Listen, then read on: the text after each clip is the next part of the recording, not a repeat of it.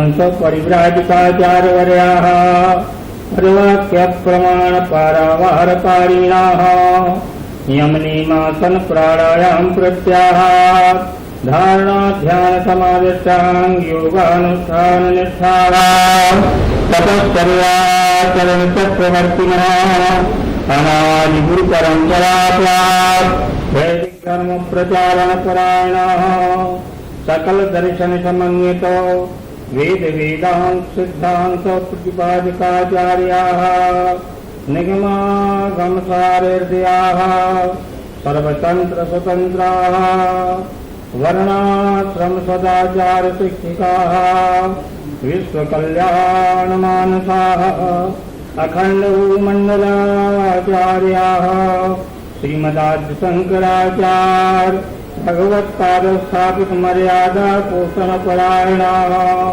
परापर विद्या विद्योदितांतकरणाः अलकनंदातीरवासिनः उत्तरामनाय ज्योतिर्मठारीश्वराः गोमती तीरवासी पश्चिमामनाय द्वारका शारदा पीठाधीश्वराः अनंत श्री विभूषित श्रीमज्जगद्गुरु शंकराचार्य श्री स्वरूपानंद सरस्वती स्वामी वर्याः विजयन्ते राम धर्म की अधर्म का प्राणियों में विश्व का गौ माता की गो हत्या धर्म सम्राट जगद्गुरु शंकराचार्य भगवान की ज्योतिष पीठाधीश्वर महाराज की द्वारका शारदा पीठाधीश्वर महाराज की जगदम्बा महारानी की बद्रीशाल भगवान की द्वारकाधीश भगवान की चंद्रमौलीश्वर भगवान की भागवत महापुराण की वृंदावन बिहारी लाल की हर हर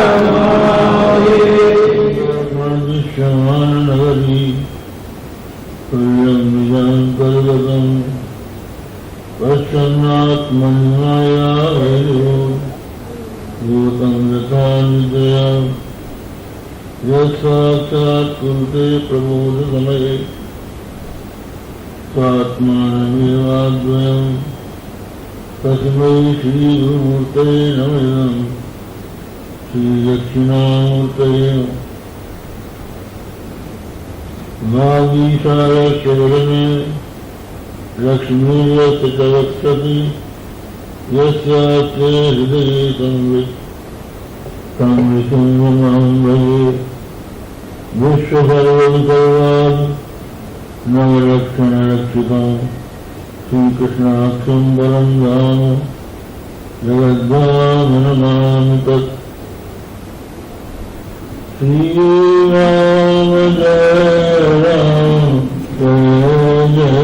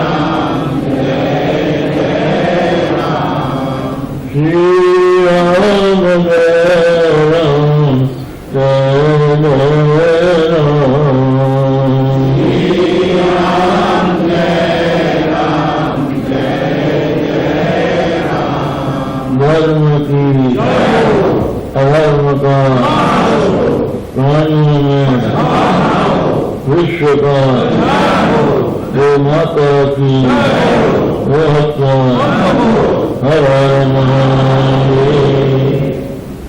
तुम देख सकते देवियों, राजा परीक्षित भगवान श्री कृष्ण के कर्म कामों के मार्गी हैं। वे भगवान श्री कृष्ण का हमारा ये शरीर दिया हुआ है, ये उन्हीं का दिया हुआ शरीर है। इसलिए उनके चरित्रों के श्रवण की इच्छा मेरे मन में बलवती हो रही है। आप उसको सुनाइए। श्री कृष्ण कौन है महाराज?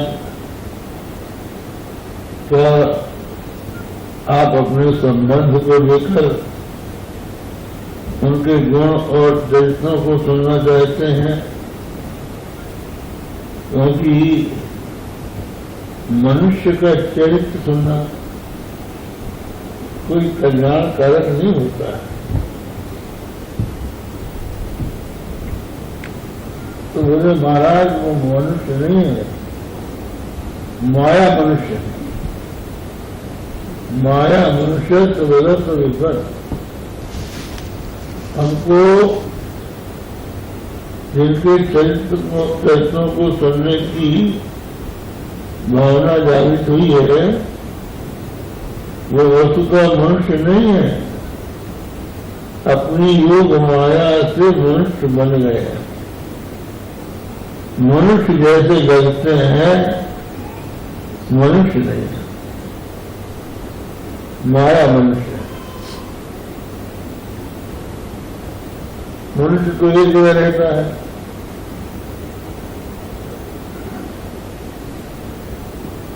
ये भगवान श्री कृष्ण द्वारका में तो द्वारका में रहते हैं, कई हस्तिनापुर में रहते हैं। अब अपने लोग काफी चले गए, ऐसा नहीं। वो समस्त प्राणियों के हृदय में आज भी निवास कर रहे हैं।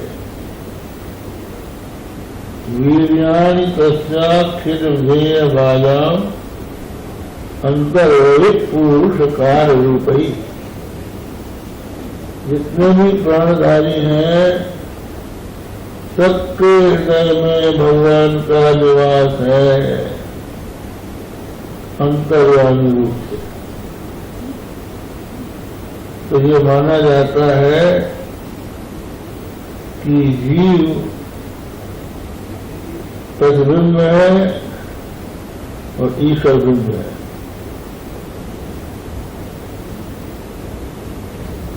तो बिंब और प्रतिबिंब में भेद नहीं है। वस्तुतः प्रतिबिंब के रूप में जो दिखाई पड़ रहा है वो बिंब ही है। इसी प्रकार जो भगवान श्री कृष्ण एक मानव मनुष्य के समान दिखाई पड़ रहे हैं, वो मानव मनुष्य नहीं है, वो सबकी अंतरात्मा है। सबके हृदय में जो अहम मैं के रूप में स्फुरण हो रहा है, वो सर्वांतरात्मा श्री कृष्ण। भगवान श्री कृष्ण ने अर्जुन को श्रीमद् भगवद गीता में समझाया, इदं शरीरं कौन्तेय क्षेत्रमित्यभिधीयते एतद्यो वेत्ति तं प्राहुः क्षेत्रज्ञेति तद्विदः। हे अर्जुन, ये जो शरीर है, एकदम शरीरम, ये जो हमारा आपका शरीर है, ये क्षेत्र है। और इस क्षेत्र को जो आपाल कर मस्तक जानता है, वो क्षेत्रज्ञ है। आत्मा पूरे शरीर में है। यद्यपि ये माना जाता है कि वो केवल अंतःकरण में उसका साक्षात्कार होता है और रहता सर्वत्र।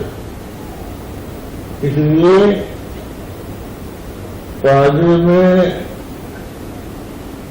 सुखम शिरसी में वेदना, मेरे पैर में सुख है, माथे में कष्ट है। एक साथ पैर का सुख और माथे की तकलीफ जानने वाला ऐसा नहीं कभी पांव में रहेगा कभी सिर में रहेगा, पूरे शरीर में। और पूरे शरीर में ही नहीं, जितने शरीर है सब में।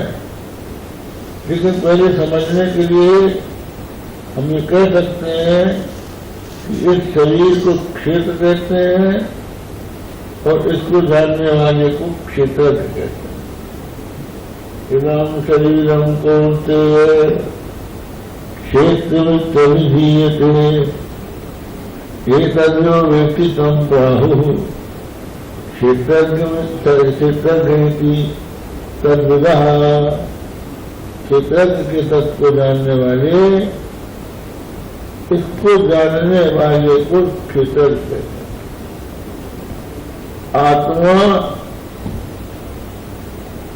शरीर से भिन्न है। कैसे समझें? हम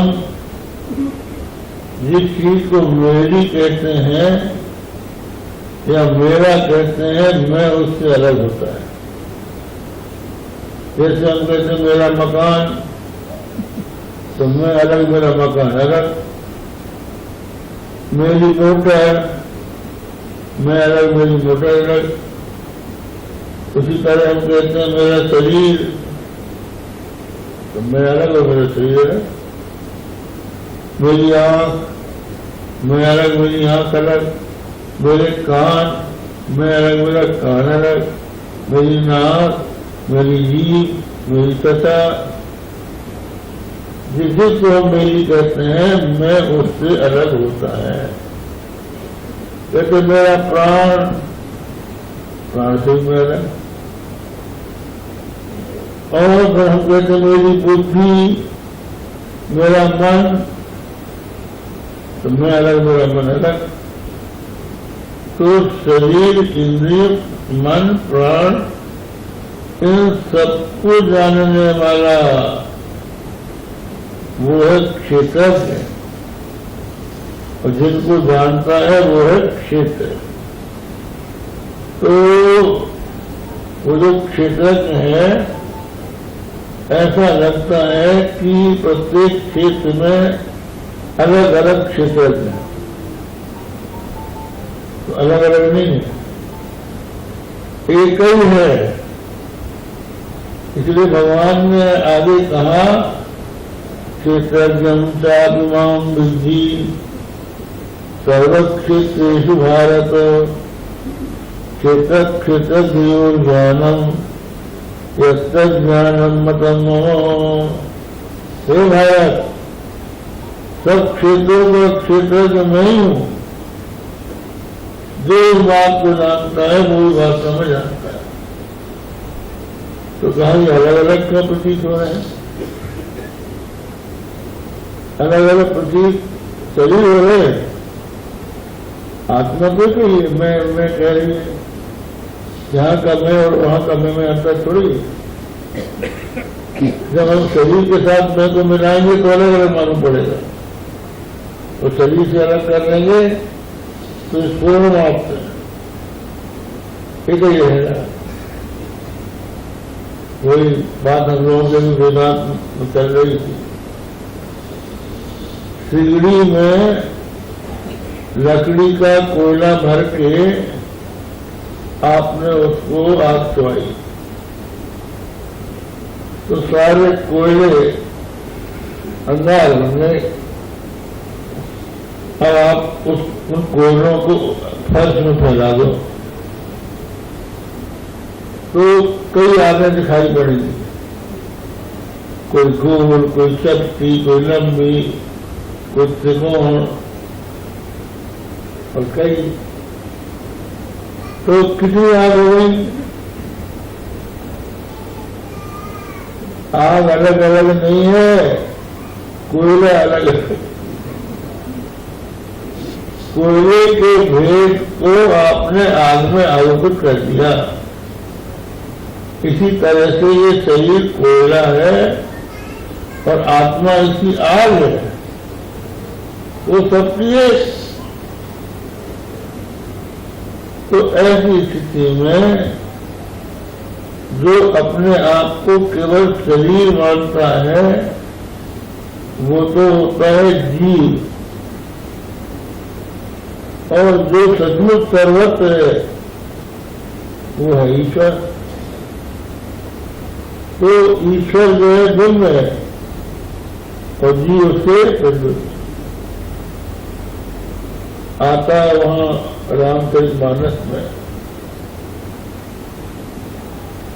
इधर भगवान श्री रामचंद्र जी वनवास की अवधि पूरी होने पर अयोध्या लौटे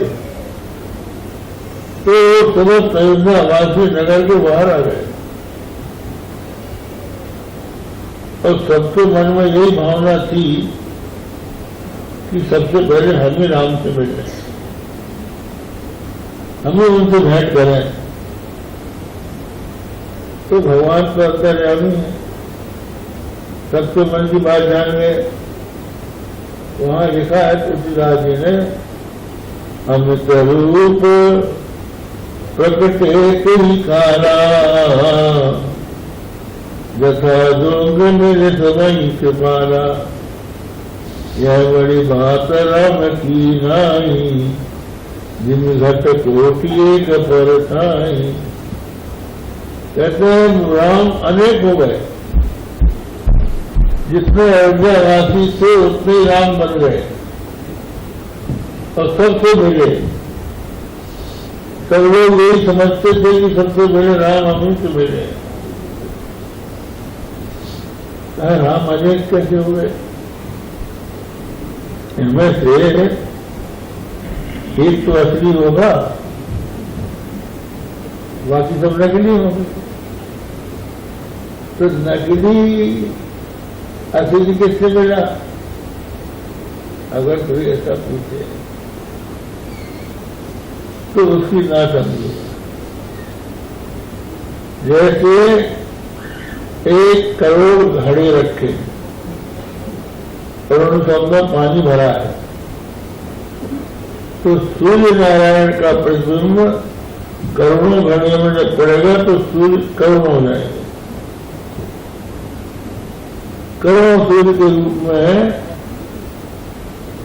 वो एक सूर्य हो जाएगा। आप कहेंगे वो अलग अलग है, अलग अलग होते तो सूर्य के न होने पर वो दिखाई पड़ते। सूर्य को अलग कर दो या उसके सामने ढाल दो सूर्य को, तो कहां दिखाई पड़ेगा? तो एक ही सूर्य है और करोड़ रूप में दिखाई पड़ रहा है। इसी तरह से एक परमात्मा अनेक जीवों के रूप में दिखलाई पड़ता है। यह बस बड़ी बात है राम की नाई, जीव घट कोटि एक पड़ता है। तो जो परमात्मा सब प्राणियों के बीच में है वो सब क्षेत्रों का क्षेत्रज्ञ है।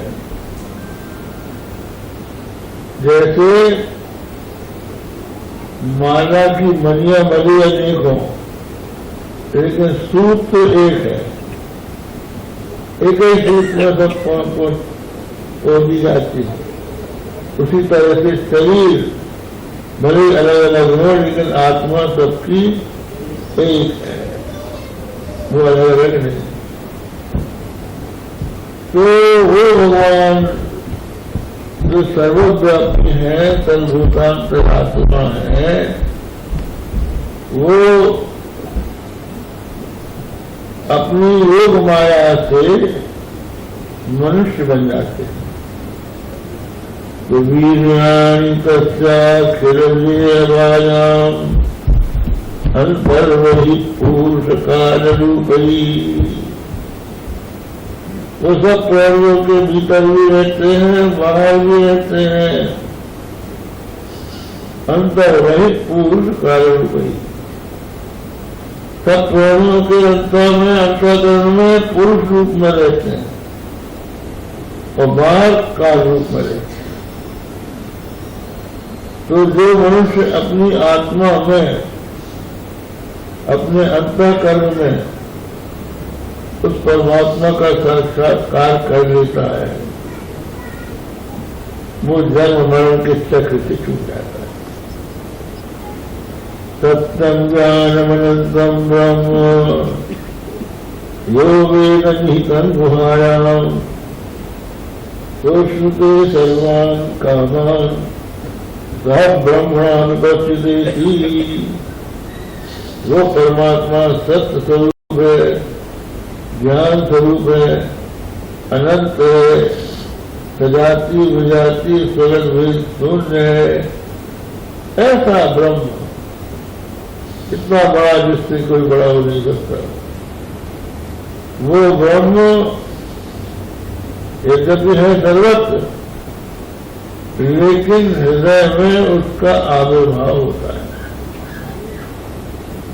जैसे सूर्य की किरणें सर्वत्र पड़ती हैं, लेकिन पानी में, कांच में, दीवार में उसकी चमक बढ़ जाती है। उसी तरह से अंतःकरण में अत्यंत सत्य होने के कारण परमात्मा की स्पष्ट अभिव्यक्ति होती है। अब आप देखिए अंतर, आपकी पीठ में कोई डंडा मार दे तो आप सहलोगे, लेकिन आंख में मकड़ी का धारा अगर लग जाए तो मुआफत हो जाएगी, क्योंकि वहां सत्य है। तो चेतना पीठ में भी है और आंख में भी है, लेकिन आंख पीठ से अधिक सत्य होने के कारण वहां चेतना की अभिव्यक्ति पीठ से अधिक, और उससे भी अधिक हृदय में। हृदय में जो आकाश है, उस आकाश में बुद्धि रूपी गुहा है। उस गुहा में अत्यंत सत्य अंतःकरण है, उसमें प्रतिबिंब रूप से ब्रह्म का साक्षात्कार हो जाता है। जो वेद निहितं गुहायाम, उसको जो जान लेता है अपने आत्मरूप, सोचते सर्वान कामान, वो सब कुछ प्राप्त कर लेता है। बात क्या है, चाहे आप इंद्र बनो, चाहे चंद्र बनो, चाहे वरुण बनो, चाहे कुबेर बनो, चाहे ब्रह्मा बनो, कुछ भी बन जाओ, क्या मिलेगा? सुख मिलेगा। तो सुख के लिए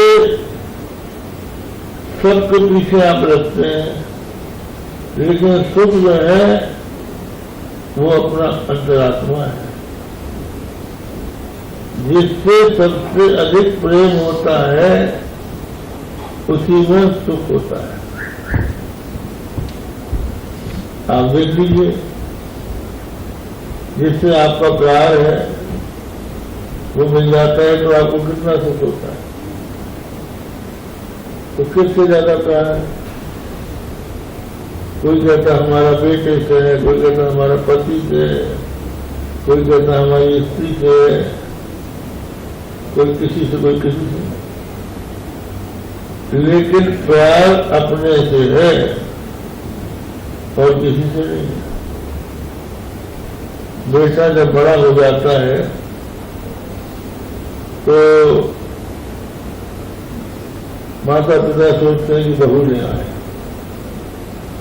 इसकी शादी कर दें, अच्छी बहू घर में आ जाए।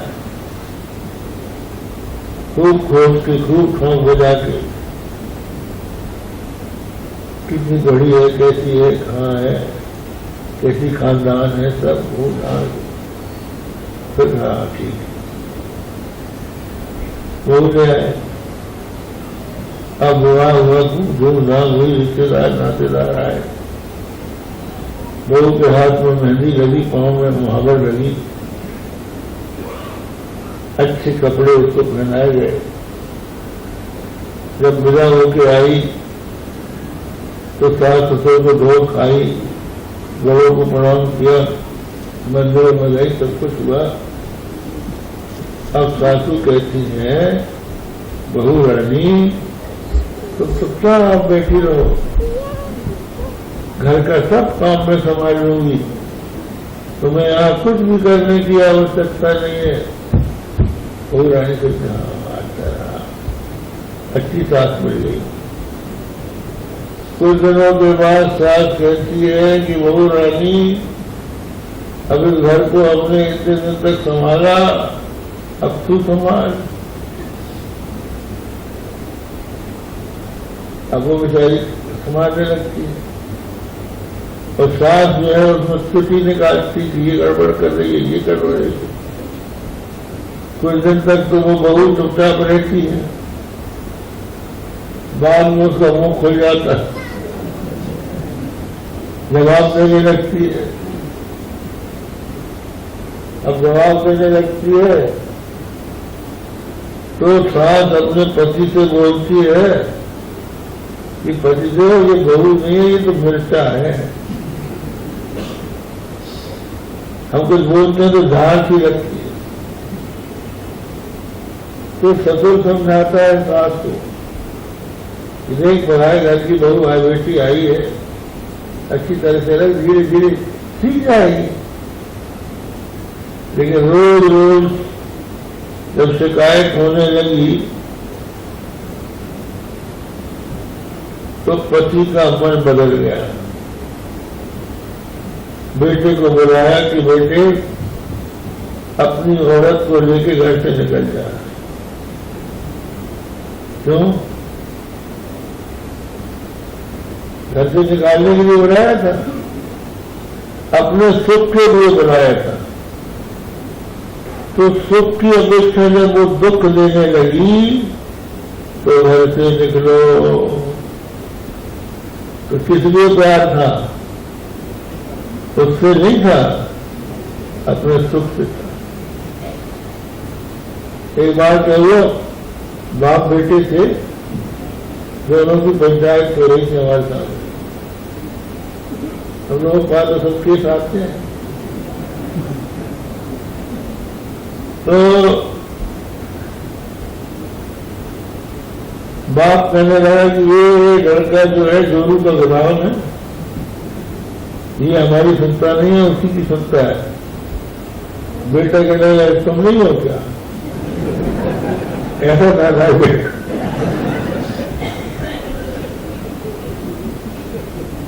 तो मतलब ये है कि संसार में अपने लिए सबसे प्यार होता है, अपने से प्यार किसी के लिए नहीं होता। तो सबसे ज्यादा प्यार अपना यदि है तो अपनी आत्मा से। और ये हम पहले बता चुके हैं, जिससे ज्यादा प्यार होता है उसी में आनंद होता है। तो इसलिए आत्मा जो है परम प्रेमास्पद है और परमानंद रूप है। तो जो उस परमात्मा को अपने हृदय में जान लेता है उसको अमृत मिलता है, और जो परमात्मा को अपने से बाहर देखता है उसको काल रूप से मृत्यु प्रदान करता है। वीर्याणि सर्व वीर्याणि, हाँ क्या? वीर्याणि तस्याखिल लोकमायाम अंतर्वहित पुरुष काल रूपैः प्रयच्छतो मृत्युमतामृतम् पुनर् माया मनुष्यस्य भरत विध्वं महाराज, नौमत स्कंद में आपने बताया था कि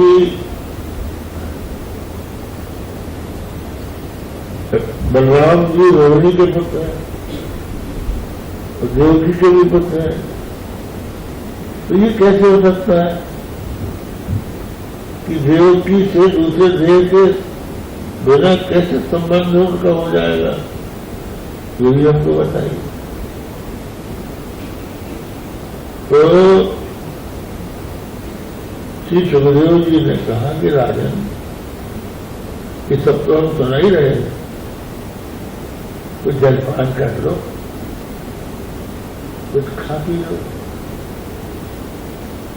बोले महाराज, नैषादुत्साह क्षुन्माम त्यक्तोदमभिवादते विवंतम तन्मुखाम रोगस्थितम हरिकथामृतम।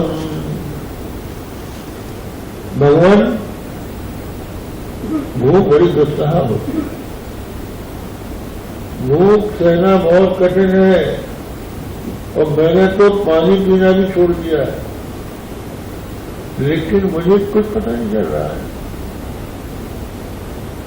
भूख कितनी कठिन होती है, कितनी दुस्सह होती है। इसका एक उदाहरण, जब गांधारी के 100 पुत्र मारे गए तो गांधारी उन 100 पुत्रों की जो लाश थी उसको इकट्ठा करके मिलाप कर रही थी। लोगों ने गांधारी से कहा कि अब गांधारी उठो, स्नान करके भोजन करो। बोले अब न मैं उठूंगी न भोजन करूंगी, जब मेरे बेटे मर गए तो अब काय का भोजन। भगवान श्री कृष्ण आए, उन्होंने कहा गांधारी उठो, भोजन करो। कर नहीं तो कृष्ण नहीं करूंगा। भगवान मुस्कुराते हुए वहां से निकल गए। भगवान की मुस्कुराहट में माया रहती है। हासो जनोन जनोन्माद कली च माया, जनों के हृदय में उन्माद करने वाली माया ही भगवान का हाथ है। माया हाथ भाव जित पाया। भगवान के वहां से जाते ही गांधारी को बहुत जोरों की भूख लगी। इतनी भूख लगी कि उससे सहन नहीं हुआ, कुछ मिल जाए तो खा लो।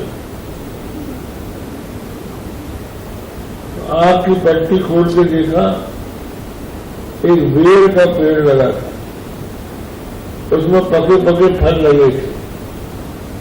सोचा यही फल खा लूं। तो गई उस पेड़ के पास,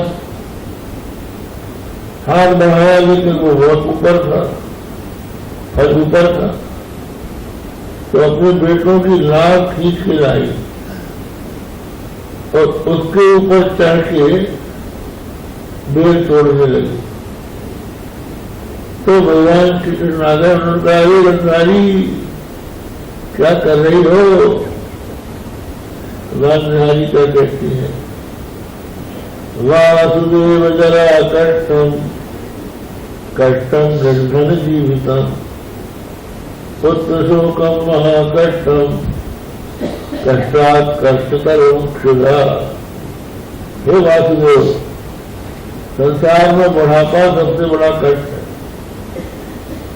बुढ़ापा जब आ जाता है तो मनुष्य के लिए उसका शरीर ही भार हो जाता है।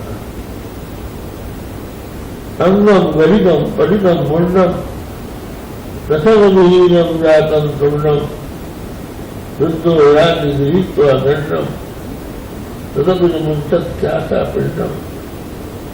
अंग गलित हो गए, बाल सफेद हो गए, मुंह में एक दांत नहीं बचा,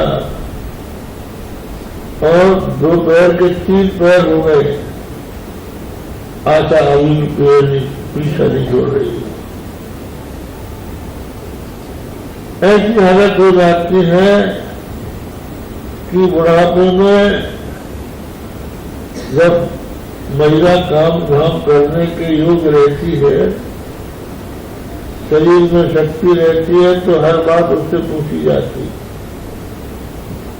और जब बुढ़िया हो जाती है तो कोई बातें नहीं पूछता।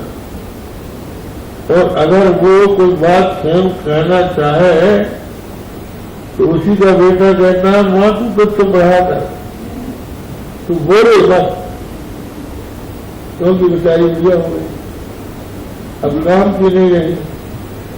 दुनिया इतनी स्वार्थी है कि जब तक हाथ पैर चलते हैं तब तक तो बड़ा आदर होता है, जो हाथ पैर चलना बंद हुआ उसने तो सबसे बड़ा कष्ट जो है जरा, बुढ़ापा है। और दूसरा कष्ट निर्धन जीवित, घर में धन न हो, अपने घर में कुछ है नहीं, मेहमान आ गए, क्या खिलाए क्या पिलाए, कष्टपूर्ण हो जाता है। एक गुरु थे, वो किसी शिष्य के यहाँ गए और शिष्य था बड़ा निर्धन, बेचारे के पास कुछ था नहीं, और गुरु महाराज पहुंच गए। तो वो क्या करते, सोचा कि अब उनको कुछ खिलाना पिलाना पड़ेगा। तो गुरु जी नए जूता जोड़ी पहन के गए थे, तो वो उतार के जब भीतर खुले तो वो जूड़ा लेके बाजार चला गया और बेच के ले आया आटा दाल घी तक कर, और भोजन बनाया गुरु जी के लिए। गुरु जी ने देखा बहुत अच्छा भोजन बनाया, कहना बेटा बहुत अच्छा भोजन बनाया। कहा महाराज आपके चरणों का प्रताप,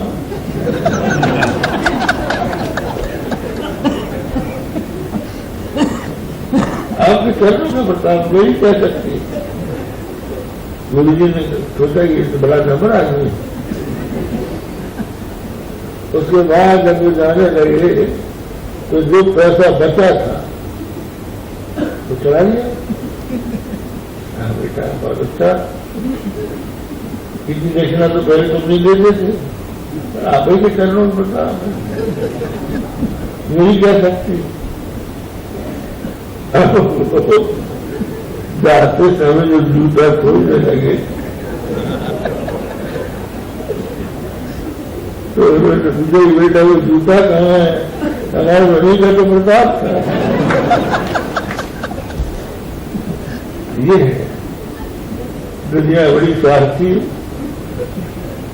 निर्धनता ऐसी है कि घर में मेहमान आ जाए क्या कैसे स्वागत करे उसका। पानी छू रहा है घर में, इधर टपक रहा है उधर टपक रहा है, कहीं लोटा लगा रहे कहीं थाली लगा रहे, बड़ी मुसीबत होती। कष्टम निर्धन जीवितम पुत्र शोकम महाकष्टम।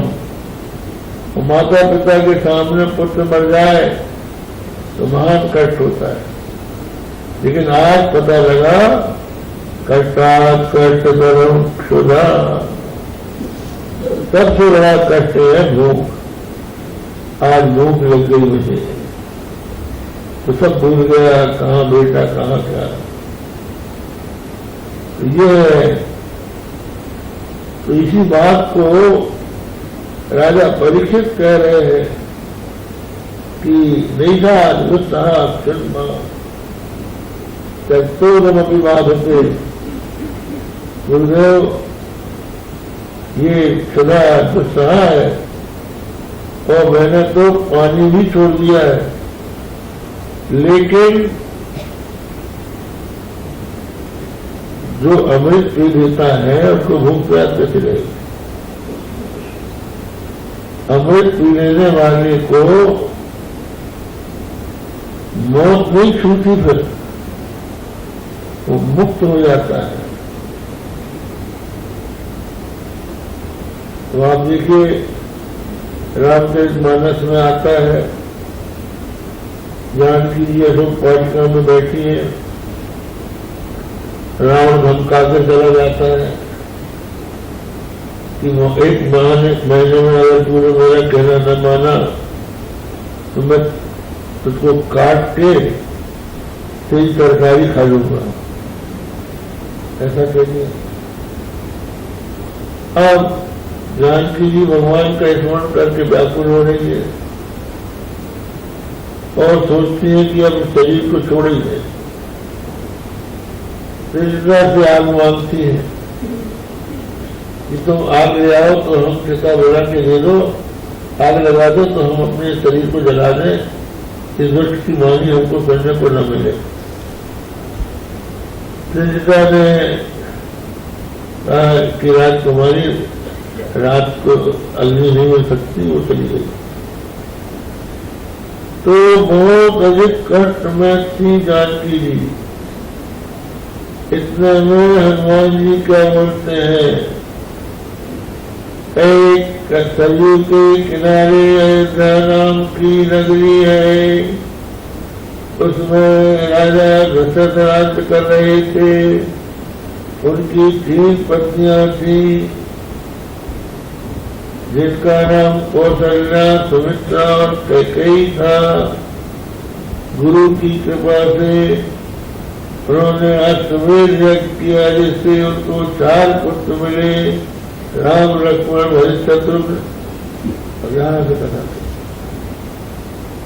तो उनके कान में जैसे भगवान का यश पड़ा तो ऐसा लगा कि जैसे किसी ने अमृत पिला दिया। मुझे फिकर बड़ा श्रवणा मूत जय कथा सुनाई, काहे तो प्रकट हो किन भाई। कानों के लिए अमृत स्वरूप जिसने कथा सुनाई है वो प्रकट क्यों नहीं हो रहा है। तो ये अमृत भगवान के स्वरूप को जान ले कोई, इसलिए इनको अमृत कैसे लग रही है। माया मनुष्य, भगवान श्री कृष्ण में मनुष्य बुद्धि नहीं है। भगवान श्री कृष्ण को साक्षात परब्रह्म परमात्मा सर्वांतर्यामी मान रहे हैं और माया से मनुष्य बने हैं ऐसा समझ रहे हैं। इसलिए उनके चरित्र उनको अमृत जैसे लगते हैं। तो महाराज कृपा करके वो भगवान के चरित्र उनको सुनाइए। मुझे किसी प्रकार की भूख प्यास नहीं लग रही है। पिबंतम तल मुकाम भोजत चितम हरि कथा मृतम।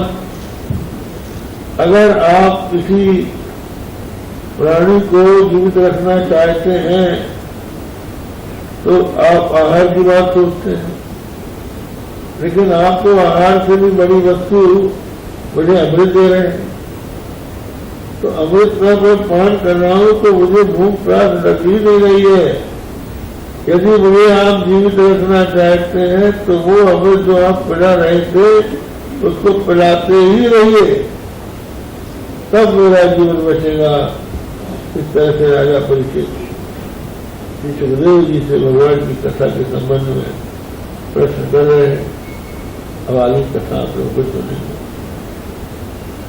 श्री राम जय राम जय जय राम, श्री राम जय राम जय जय राम, श्री राम जय राम जय जय राम, श्री राम जय राम जय जय राम, श्री राम जय राम जय जय राम, श्री राम जय राम जय जय राम।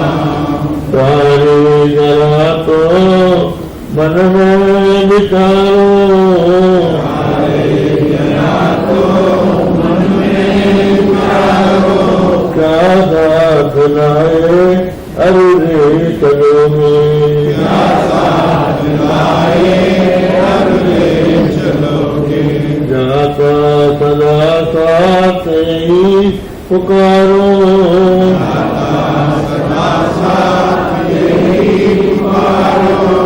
गोविंद परमाधवेति गोविंद परमाधवेति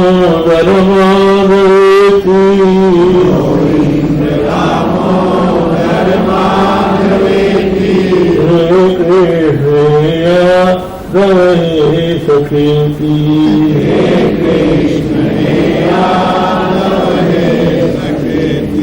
श्री कृष्ण गोविंद हरे मुरारे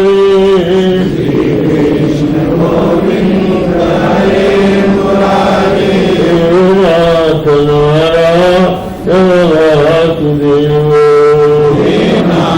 नारायण वासुदेव श्री कृष्ण गोविंद हरे मुरारे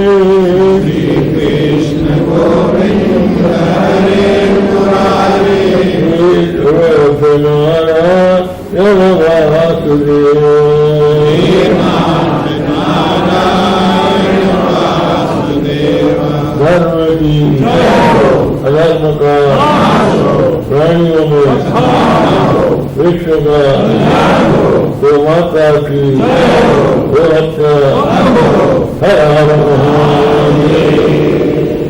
प्रेम से बोलिए जगत गुरु शंकराचार्य भगवान की धर्म की धर्म का प्राणियों में विश्व का गो माता की गो हत्या तुझदार जगत गुरु शंकराचार्य भगवान की। एक सूचना है, आप सब लोग ध्यान से सुने। महाराज श्री के जन्म दिवस के शुभ अवसर पर अखिल भारतीय आध्यात्मिक उत्थान मंडल की तरफ से एक स्मारिका बनाई जाएगी। उसमें जो हमारे प्रदेश स्तर के, जिला स्तर के अथवा केंद्र स्तर पर जो लोग पदाधिकारी हैं या रह चुके हैं और सक्रिय सदस्य हैं, कृपया वो लोग अपना संक्षिप्त परिचय एवं अपना फोटो आदरणीय ब्रह्मचारी सुबुधानंद जी के पास जमा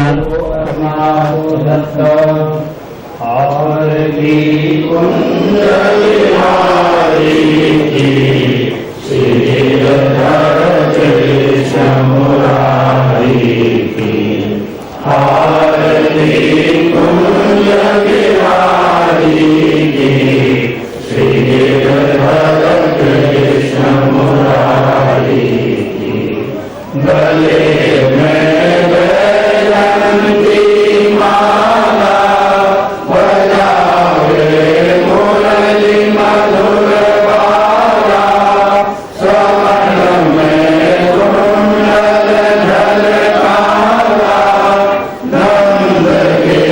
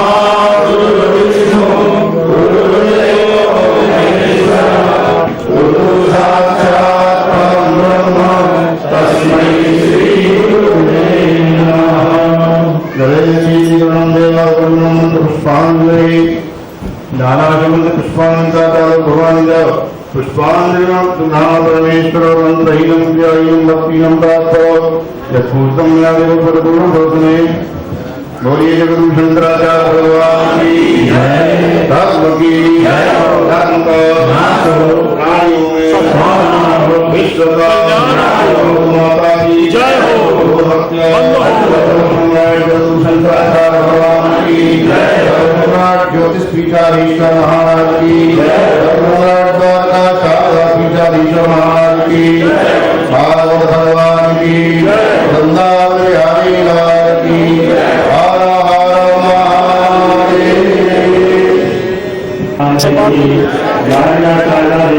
जगतपाल की सिद्धेश्वर भगवान की जय। हर हर महादेव। आप सभी से करबद्ध प्रार्थना है कि आप जहाँ है वहीं से गुरुदेव भगवान का स्मरण कर वहीं से प्रणाम कर लें। कृपया मंच पर आने का कष्ट न करें। ये मंच वाले